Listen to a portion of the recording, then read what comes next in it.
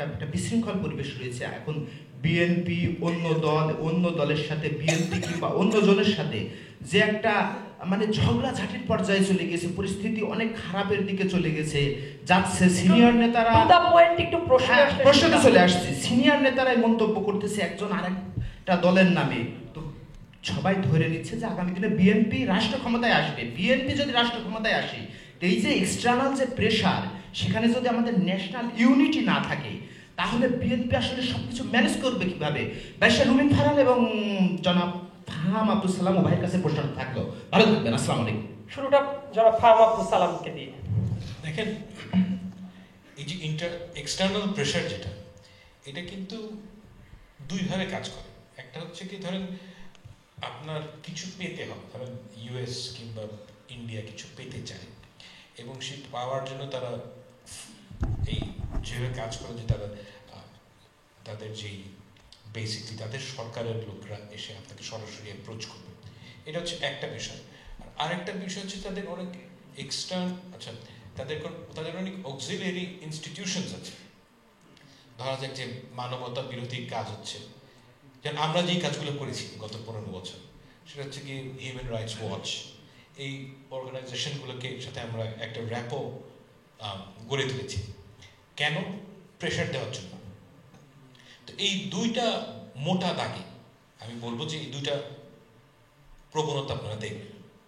এখন এই যে এক্সটার্নাল প্রেশার কাজ করে বাংলাদেশে, এটার জন্য একটা পরিস্থিতি তৈরি হতে হয়।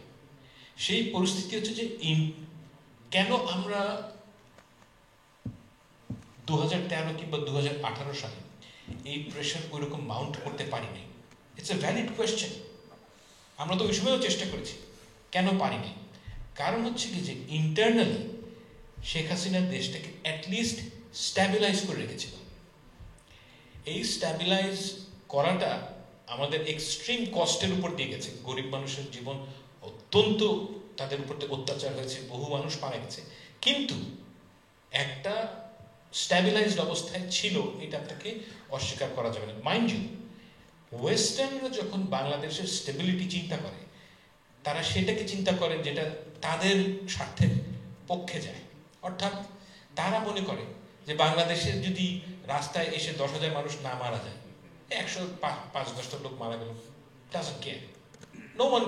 মুখে এমনি অনেক কথা অনেক কথাই তারা বলে, কিন্তু দ্য প্রেশার যে ওই টিপিং পয়েন্ট, ওই জায়গায় যায় না। এখন সেই আঙ্কিকে আমি বলছি যে আগামী সরকার যদি ইন্টারনালি সবসময় প্রবলেমের মধ্যে থাকে, আপনি নিশ্চিত থাকতে পারেন যে তারা এই প্রেশার এক্সার্ট করতে পারবে অল দ্য টাইম, তারা পারবে। কিন্তু যদি আমরা একটা কনসেনসাসের ভিত্তিতে একটা দেশের মধ্যে স্টেবিলিটি থাকে, যে কারণে আমি সবসময় বলি যে আমাদের নর্মালসির দিকে ফেরত যেতে হবে, তাহলে তারা এই এক্সটার্নাল প্রেশার এক্সার্ট করতে পারবে না। অর্থাৎ মানে পারাটা খুব কঠিন হয়ে।